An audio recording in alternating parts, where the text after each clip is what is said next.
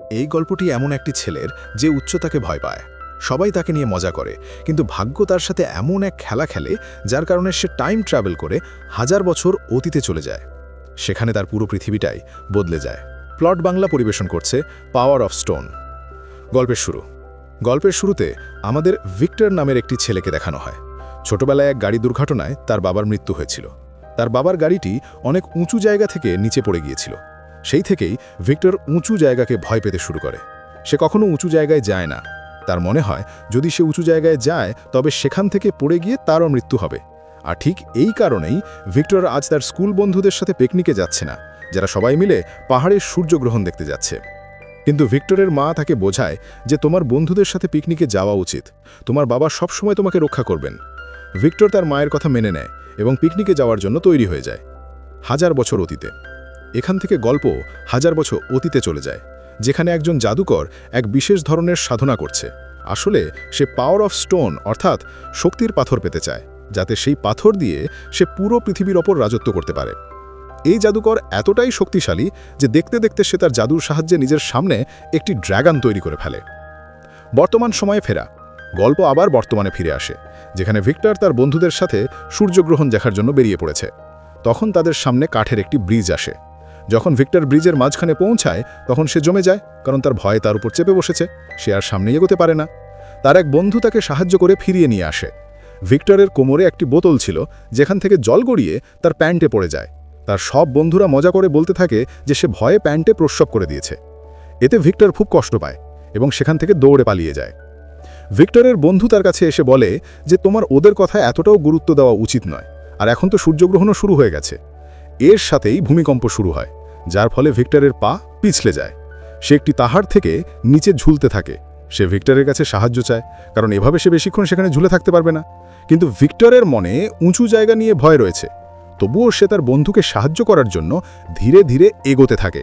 যদিও ভেতর থেকে সে প্রচণ্ড ভয় পাচ্ছিল, কিন্তু সে তার বন্ধুকে সাহায্য করার আগেই তার পেছনে একটি পোর্টাল খুলে যায়, যা তাকে নিজের ভেতরে টেনে নেয় একটি নতুন দুনিয়ায়। ভিক্টর দেখে যে সে সেই একই জায়গায় আছে যেখানে তার বন্ধু পাহাড় থেকে নিচে ঝুলছিল, কিন্তু এখানকার অনেক কিছুই বদলে গেছে। এখানেই আমাদের ওস্কো নামের একটি ছেলেকে দেখানো হয়। সে সেই মেয়েটিকে ফুল দিতে এসেছে, যাকে সে খুব পছন্দ করে, কিন্তু সে কিছু করার আগেই অনেক লোক তার উপর হামলা করে দেয়। ওস্কো খুব ভালো তলোয়ার চালায়, তাই সে এক এক করে সবার উপর ভারী হয়ে ওঠে। কিন্তু যখন তাদের দলনেতা আসে তখন সে তার সৈন্যদের সাথে ওস্কোকে বন্দী করে নেয়। দূর থেকে ভিক্টর অবাক হয়ে সবকিছু দেখছিল। তখনই তার পা পিছলে যায় এবং সে নিচে পড়ে যায়। তার কাছে থাকা মেগাফোনটি চালু হয়ে যায়। সৈন্যরা সেদিক থেকে আসা অদ্ভুত আওয়াজ শুনে অবাক হয়ে যায়, আর এই সুযোগে ওস্কো সেখান থেকে পালিয়ে যাওয়ার সময় ভিক্টরকেও নিজের সাথে নিয়ে যায়। সেটাকে নিজের গোষ্ঠীর কাছে নিয়ে যায়, কিন্তু গোষ্ঠীর লোকেরা তাকে দেখে সন্দেহ করে। তারা ভাবে যে সে কোনো গুপ্তচর, তাই ভিক্টরকে একটি ঘরে বন্দী করে দেওয়া হয়। অন্যদিকে সেই দলনেতাকে দেখানো হয় যে সেই জাদুকরের কাছে যায়, যাকে আমরা আগে সাধনা করতে দেখেছিলাম। সেই জাদুকরকে ভিক্টরের ব্যাপারে সবকিছু জানায়। জাদুকর আবারও আগুন দিয়ে সেই ড্রাগনটি তৈরি করে এবং বলে যার কাছে এমন চিহ্ন থাকবে সেই মানুষটিকে আমার চাই। যখন দলনেতা সেই চিহ্নটি ড্রাগনের উপর দেখে তখন সে বলে যে ভিক্টরের কাপড়ে ঠিক এমনই চিহ্ন ছিল। এটা শুনে জাদুকর খুব খুশি হয়ে যায়, কারণ সে জানে যে ভিক্টরি সেই ছেলে যে তাকে পাওয়ার অফ স্টোন অর্থাৎ শক্তির পাথর পর্যন্ত পৌঁছে দিতে পারবে। ভিক্টরকে যে ঘরে বন্দী করা হয়েছে সে সেখানে তার ফোন ব্যবহার করতে চায়, কিন্তু সেখানে কোনো সিগন্যাল থাকে না, তাই সে কাউকে ফোন করতে পারে না, যার কারণে সে খুব হতাশ হয়ে পড়ে। কিন্তু তখনই সেখানে ওলেঙ্কা নামের একটি মেয়ে আসে। সে যখন ভিক্টরের সাথে কথা বলে তখন বাতই বাতই সে জানতে পারে যে ভিক্টর তার সময় থেকে অনেক পেছনে চলে এসেছে। সে ভিক্টরকে জানায় যে তুমি তোমার সময় থেকে 1000 বছর অতীতে চলে এসেছো। ভিক্টর বুঝতে পারে যে যখন সে পোর্টালে পড়ে গিয়েছিল তখন টাইম ট্রাভেল করে সে তার সময় থেকে 1000 বছর পেছনে চলে এসেছে। ভিক্টর এসব ভাবছিল, ঠিক তখনই সেখানে ওস্কো আসে। সে ভিক্টরকে জানায় যে কাল তার গোষ্ঠীর লোকেরা তাকে নিজেদের দেবতার কাছে নিয়ে যাবে। সেখানেই তার বিচার হবে যে সে নির্দোষ কিনা। পরের দিন সকালে সবাই ভিক্টরকে একটি হ্রদের কাছে নিয়ে যায় এবং তাকে হ্রদের জলে ফেলে দেয়। তখনই তার কাছে একটি অদ্ভুত প্রাণী আসে, যে তাকে মারে না, বরং তাকে জল থেকে বাইরে ছুঁড়ে ফেলে দেয়। এর মানে হলো ভিক্টর নির্দোষ। গোষ্ঠীর লোকেরা তাকে নিজেদের সাথে রাখতে রাজি হয়ে যায়। এরপর ভিক্টর সবাইকে জানায় যে আমি এই সময়ের নই, বরং আমি ভবিষ্যৎ থেকে টাইম ট্রাভেল করে অতীতে এসেছি। সে পোর্টালের ব্যাপারে বলে, কিন্তু তার কথায় কেউ বিশ্বাস করে না। তবে ওই গোষ্ঠীতে একজন উদ্ভাবক ছিল বা ইনভেন্টর ছিল। সে বলে যে আমি টাইম ট্রাভেলের ব্যাপারে জানি। তুমি যে পোর্টালের কথা বলছো সেটা সূর্যগ্রহণের দিনই খোলে, কিন্তু কিছু জাদুকর আর তান্ত্রিক আছে যারা নিজেদের শক্তি দিয়ে সেই পোর্টাল খুলতে পারে, তবে এমন লোকদের কাছে পৌঁছানো খুব কঠিন। পরদিন সকালে ওস্কোকে দেখানো হয় যে ভিক্টরকে তলোয়ার চালানো শেখাচ্ছে, যাতে বিপদের সময় সে নিজেকে রক্ষা করতে পারে। সাথে সে তাকে একটি মানচিত্র এঁকে দেখায় এবং বলে যে এই জায়গায় একজন জাদুকর আছে যে পোর্টাল খুলতে পারে।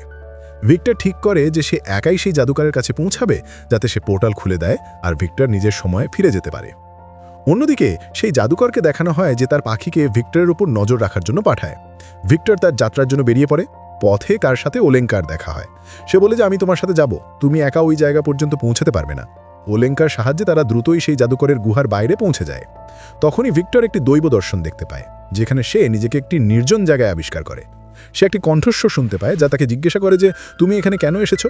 ভিক্টর জানায় যে আমি আমার সময়ে ফিরে যেতে চাই।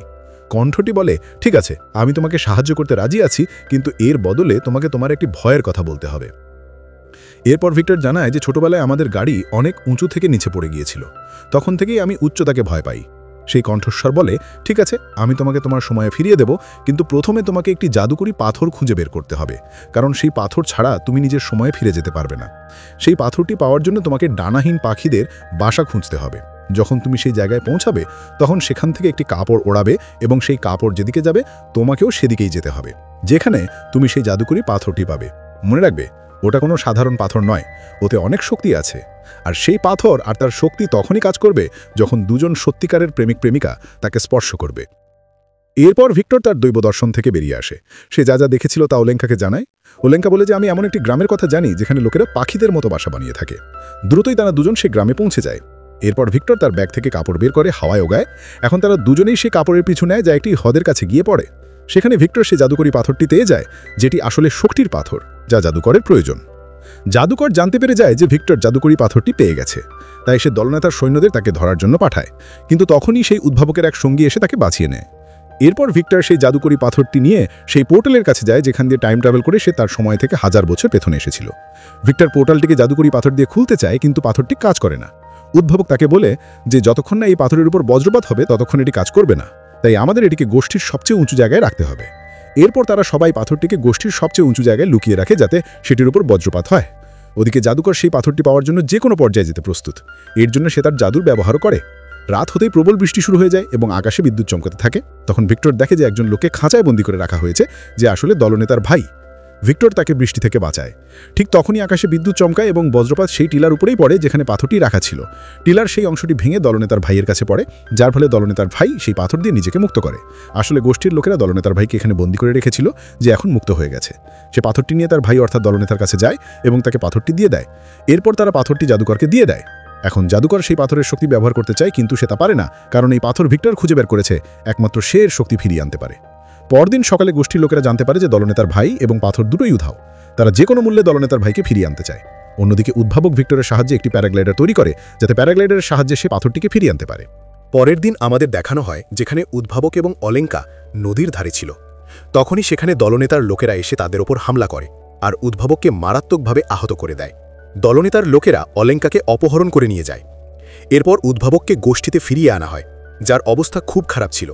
সে তার জীবনের শেষ নিঃশ্বাস নিচ্ছিল। মারা যাওয়ার আগে সে জানায় যে অলেঙ্কাকে দলনেতার লোকেরা বন্দী করে নিয়ে গেছে। এরপর তার মৃত্যু হয়। ভিক্টর যে কোনো মূল্যে অলেঙ্কাকে বাঁচাতে চায়, কারণ সে তাকে ভালোবাসে। তাই সে একাই দলনেতার এলাকায় পৌঁছে যায়, যেখানে দলনেতার লোকেরা তাকে ধরে ফেলে। এবার দলনেতা ভিক্টরকে বলে, তোমাকে এই জাদুকরি পাথর অর্থাৎ শক্তির পাথরের শক্তিকে সক্রিয় করতে হবে। যদি তুমি তা না করো তবে আমি অলেঙ্কাকে মেরে ফেলব। ভিক্টরকে তার কথা মানতে হয়। সে পাথরটিকে স্পর্শ করে, যার ফলে সেটি সক্রিয় হয়ে যায়।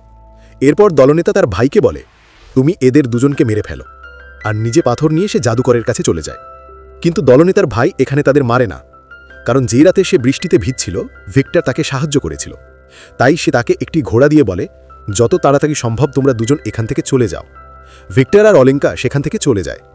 দলনেতা জানতে পারে যে তার ভাই ভিক্টর আর অলেঙ্কাকে ছেড়ে দিয়েছে, তাই সে নিজের ভাইকেই মেরে ফেলে। এদিকে ভিক্টর আর অলেঙ্কা তাদের গোষ্ঠীতে ফিরে আসে। সেখানে পৌঁছে তারা জানতে পারে যে দলনেতা তাদের গোষ্ঠীর ওপর হামলা করতে আসছে। তাদের সাথে পাথর দিয়ে তৈরি একটি বিশাল দানব বা মনস্টারও আছে। যখন তারা সবাই গোষ্ঠীর কাছে পৌঁছে যায় তখন গোষ্ঠীর সমস্ত লোক সেই দানবকে আটকানোর চেষ্টা করে, কিন্তু সে অত্যন্ত শক্তিশালী হওয়ায় কেউ তাকে কাবু করতে পারে না। তখনই তাদের নজর জাদুকরের উপর পড়ে, যে নিজের শক্তি দিয়ে সেই দানবকে নিয়ন্ত্রণ করছিল। অস্কো তখন একটি পরিকল্পনা করে। সে কোনোভাবে দানবটিকে নিজের পেছনে তাড়িয়ে নদী পর্যন্ত নিয়ে যেতে চায়, যাতে তাকে নদীতে ডুবিয়ে মারা যায়। সে দানবের সামনে এসে তার মনোযোগ নিজের দিকে আকর্ষণ করে। দানবটি অস্কোর পিছু পিছু নদী পর্যন্ত পৌঁছে যায়। এরপর অস্কো নদীতে ঝাঁপ দেয় এবং চালাকির সাথে সেই দানবটিকেও নদীতে ফেলে দেয়। গোষ্ঠীর লোকদের মনে হয় যে দানবটি মারা গেছে, আর সবাই খুব খুশি হয়ে যায়। তখনই সবার নজর আকাশের দিকে পড়ে।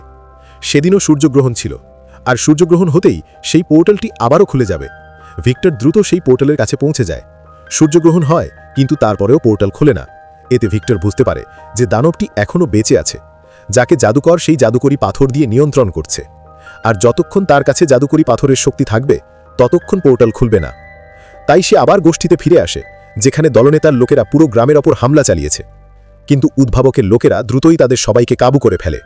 কিন্তু ঠিক তখনই হঠাৎ করে সেই দানবটি আবার নদী থেকে বেরিয়ে আসে। এবার ভিক্টর ভাবে যে যদি সে কিছু না করে তবে সবাই মারা যাবে, আর সেও নিজের সময় ফিরে যেতে পারবে না।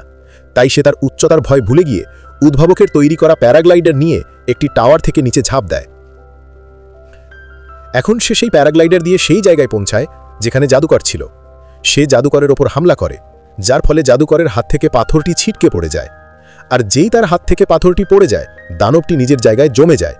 ভিক্টর দ্রুত পাথরটি তুলে নেয়। এরপর দলনেতা তার সামনে এসে বলে, এই পাথর আমার হাতে দিয়ে দাও। কিন্তু ভিক্টর তা করে না। সে পাথরটিকে আবার নদীতে ফেলে দেয়, যার কারণে দানবটিও টুকরো টুকরো হয়ে ভেঙে শেষ হয়ে যায়। এটা দেখে দলনেতা খুব রেগে যায় এবং সে ভিক্টরকে মারতে যাবে। ঠিক তখনই সেখানে অস্কো চলে আসে, যে দলনেতার পুরনো শত্রু। এবার সে দলনেতাকে মেরে ফেলে।